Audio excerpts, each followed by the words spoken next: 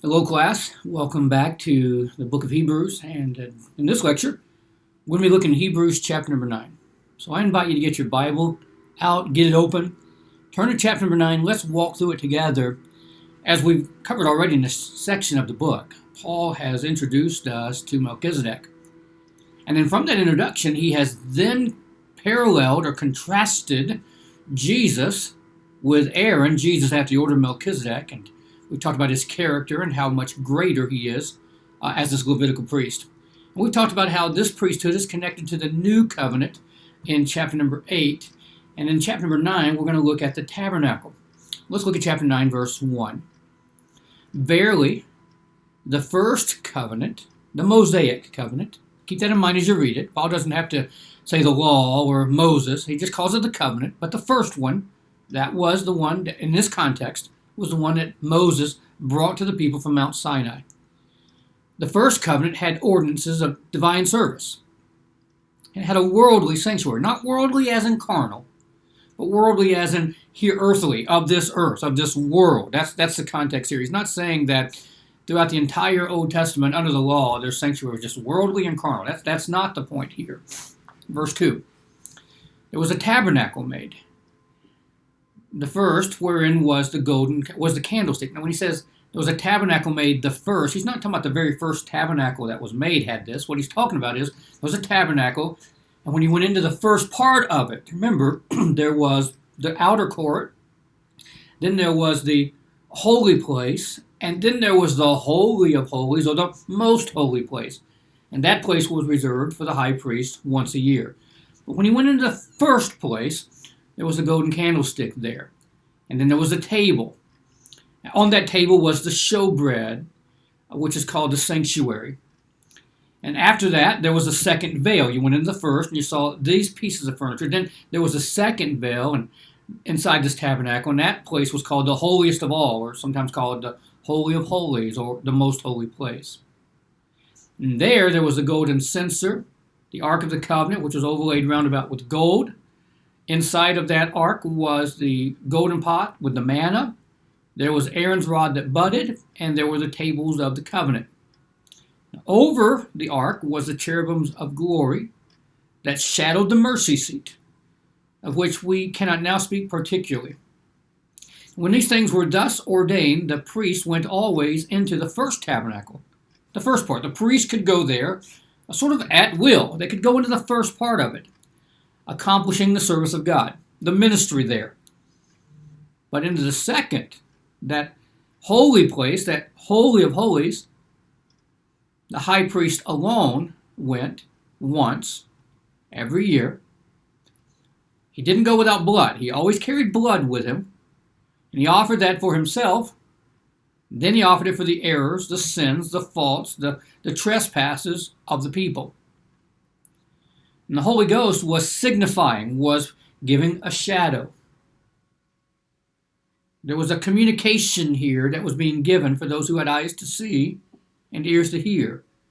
The Holy Ghost was signifying that the way for you and I to go into that holiest place, that holiest of all, wasn't yet made manifest, because the first tabernacle was still standing. This was a figure.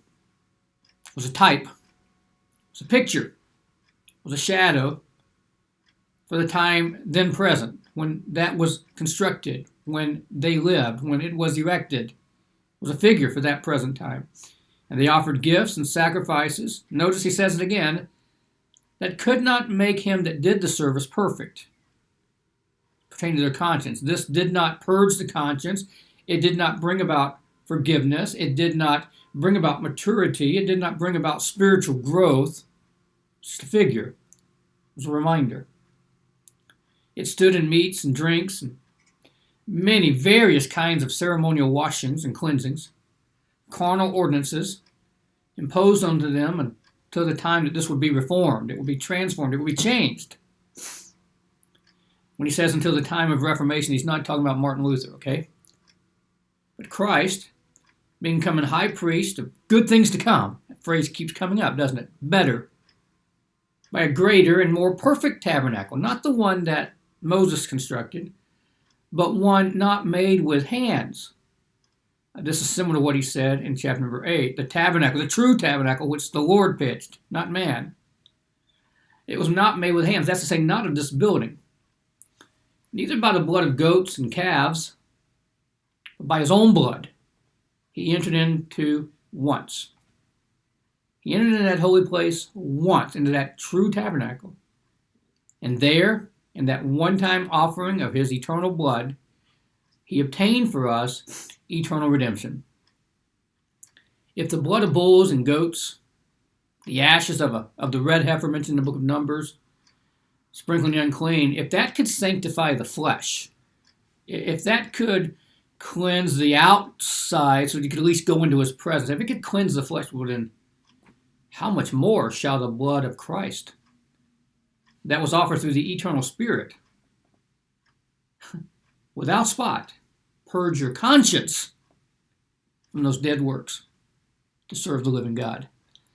If the bulls and goats' blood could make you clean externally, so you could at least come into the tabernacle and do your service, then how much more will the blood of Christ cleanse your conscience? Now, for this cause, he, our great high priest, is the mediator of the New Testament, that by means of death, for the redemption of the transgressions that were under the first testament, they which are called might receive the promise of eternal inheritance. So he's offered or obtained for us eternal redemption because he offered his blood through the eternal Spirit, and what has been given to us is a promise of an eternal inheritance. Do you see security wrapped up in this? These are eternal promises, eternal gifts, eternal implications for what Jesus accomplished as our high priest, offering the sacrifice of himself once for all forever. Now, where testament is, and now the language isn't so much covenant as much as it is testament, as in a last will and testament. For where testament is, there must also of necessity be the death of the testator. A testament is of force after men are dead. Otherwise, this is of no strength at all while the testator liveth. This may sound a little bit ambiguous at first, or maybe confusing at first, but if you stop and think about it, if you have a last will and testament, perhaps you haven't even thought about that yet, because many of you watching this lecture are early 20s or late teens, and maybe not thinking out there yet. I have a last will and testament. Frankly, probably needs to be revised, but I have one. But all benefits I intend for my children to receive, right now at this present time, they don't have it. Because the one who made the testament, the testator, is alive. I'm sort of glad about that. But when this testator dies, then all that I have bequeathed, all that I have willed to those in my last will and testament, will then receive the blessings upon my death. A testament's not a force while I'm living. There's no strength in it. It's only when the testator dies. So Jesus, as the testator of a New Testament, dies. But then he does something unthinkable. He resurrects and enjoys the benefits with us. When Moses, verse 18, neither the first testament was dedicated without blood. So when Moses had spoken every precept to all the people according to the law, he took the blood of calves, of goats, he took water, he took scarlet wool, he took hyssop, and he sprinkled. He sprinkled the book and the people, and said, this is the blood of the testament which God hath enjoined unto you. Jesus says very similar words at the Last Supper. Take, drink. This is the blood of the New Testament. This is the New Testament in my blood. Moreover, Moses sprinkled with blood the tabernacle and all the vessels. And almost all things are by the law purged with blood. And so without the shedding of blood, there's no remission. So it was therefore necessary that the patterns of things in the heavens should be purified with blood as well. the heavenly things themselves with better sacrifices than Moses ever offered under the law, or Aaron ever offered under the Mosaic covenant. Christ isn't entered into the holy places made with hands. Those are just figures of the true tabernacle in heaven. He's entered into heaven itself now to appear in the presence of God for us. Nor yet that he should offer himself often, as the high priest entereth into the holy place every year with the blood of others, because then he often must have suffered since the foundation of the world. But now, once, in the end of the world, hath he appeared to put away sin by the sacrifice of himself. And as it is appointed unto men once to die, after this the judgment, so Christ was once offered to bear the sins of many. And unto them that look for him shall he appear the second time without sin unto salvation. I've taken about 11 minutes so far to look at chapter 9. It doesn't take 11 minutes to read 28 verses. Try to give you some context and to talk through some things. Let me just make a couple summary statements and highlight, connect a few dots, and we'll get ready for chapter 10. In chapter 8 and chapter 9, there's this allusion to the true tabernacle, and that it's in heaven, and that the one on earth was patterned after it. That there was a specific design Moses was supposed to follow with his tabernacle, and it was modeled after the heavenly one. One of the feasts of the Old Testament is the Feast of Tabernacles, where they would build these tents, these booths, and dwell in Jerusalem until the feast was over. When we talk about the true tabernacle, it's interesting how John describes Jesus in his first chapter. We may not catch it right away when we first see it, but here's what John says in John chapter 1. The Word was made flesh and dwelt among us. The word dwelt there is a word, skone is the word. And it gives the idea of dwelling, obviously. That's how our King James translators translated it. It paints a picture of tenting somewhere. It paints also the picture of tabernacling somewhere. It wouldn't be inaccurate to say that the Word was made flesh and tabernacled with us. I'm not saying that translation is wrong. All I'm saying is I'm trying to put a little bit of light on that translation, a little bit of window looking into it. So you see what John is communicating, not just at the surface level. Yeah, he became flesh. It's great. Oh yeah, he lived on earth. That's great. What John is hinting at, for those who studied out, Jesus is the true tabernacle, and he tabernacled here on this earth. And men saw him, handled him, saw that he was God incarnate. Many believed, some did not. And John's gospel actually takes all of those pieces of the furniture of the tabernacle and points them to Jesus. Sometimes we think John is the simple writer. Just because John uses 1 and 2 syllable words predominantly doesn't mean his theology isn't deep. It means he has learned how to take profundity and wrap it with simplicity. Let's not think of John as an uneducated fisherman. Let's see John for who he is. John has great theological truth in his simple book. Notice, when Paul walks us through this, he talks about the candlestick. It was the only source of light in the tabernacle. And just as there was one source of light, John then turns around and records for us, no other apostle does this, no other gospel does this, but John says, from the words of Jesus, I'm the light of the world, the one true light. Just as there was the candlestick was the light in the tabernacle, Jesus is the light of the world. John walks further and talks about this table where was the showbread. Showbread, it seems like a funny, I mean, how many of you say I'm going to Walmart to buy some showbread? I'm going to run up to Albertsons and get me some showbread. We just typically talk about bread. So why doesn't the Bible just say, and the priest made a loaf of bread and put it on the table? Why is it always showbread? Well, We've been introduced to a couple of words in the Old Testament, and they've been translated for us.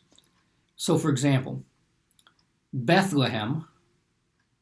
I think most of us would know that Beit or Beth is a word that means house. Lehem means bread.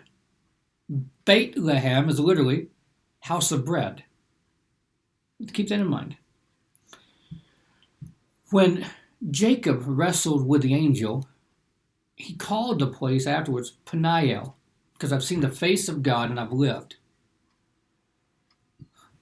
Peniel, literally means face. Showbread is Lehem Peniah. Literally, it's the bread of his face or the bread of his presence. It's too bulky for us to say in English, so we say showbread. But what are we showing? Right? What are we showing? That dough is that is no. What are we showing? The bread shows his presence. And this is why Jesus was born in the house of bread. And this is why in John's Gospel, Jesus says, I am the bread of life. See the connection? The tabernacle. Then as he keeps walking through it, he takes us into the second part. And now there's the Ark of the Covenant. The Ark of the Covenant. And inside this is Aaron's rod that budded. There's a golden pot of manna, and there's the 2 tables of the Mosaic covenant. The law that had been broken, placed inside this chest. And then a mercy seat on top of it. And then the guardian angels that protect God's throne, overshadowing it with their faces pointed down.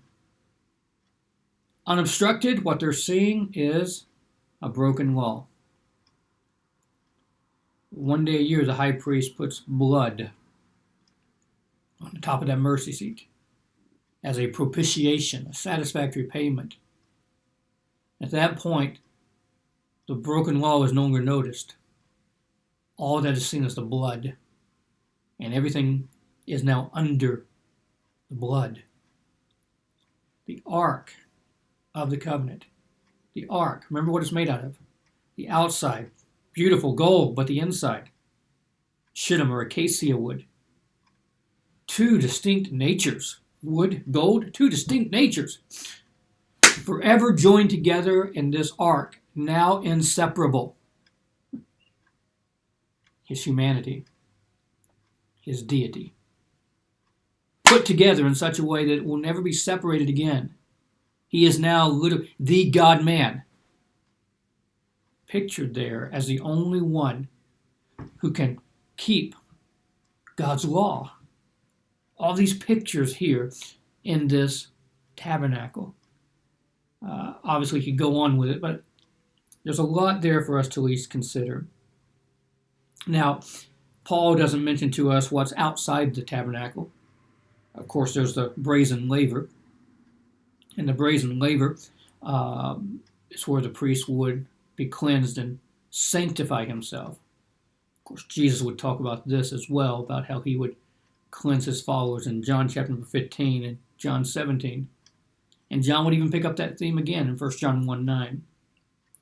The brazen altar is not mentioned either, which speaks of sacrifice and atonement, because we're not focusing on Jesus' role as the crucifixion. We're talking about the fact, okay, the offering's already been made, now the high priest is offering up the blood. That's the emphasis in the book of Hebrews. And the golden altar is just sort of mentioned indirectly with the censer that's here. I think that's enough for you to at least think through. There's one other thing I want to just point out in the end of chapter 9, and then we'll call it done. I want you to notice in verse 24 through 28, just a couple of ways the apostle stresses some timestamps. Notice in verse number 24, the last phrase, now to appear in the presence of God for us. And verse 26, he hath appeared, or hath he appeared. And then verse 28, he shall appear. I want you to notice the past, present, and future timestamps here. They're not technically in order. He starts with the now, then he looks back, and then he looks ahead. But we're going to put it sequentially for a moment. We're going to start with the past. Verse 26, he must have offered since the foundation of the world, or suffered since the foundation of the world. But now once, in the end of the world, he hath appeared to put away sin by the sacrifice of himself. That is the foundation for our justification. Verse 24.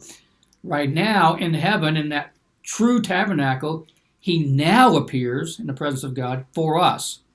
There's his high priestly ministry, his intercessory ministry, as the basis for our sanctification. Right now.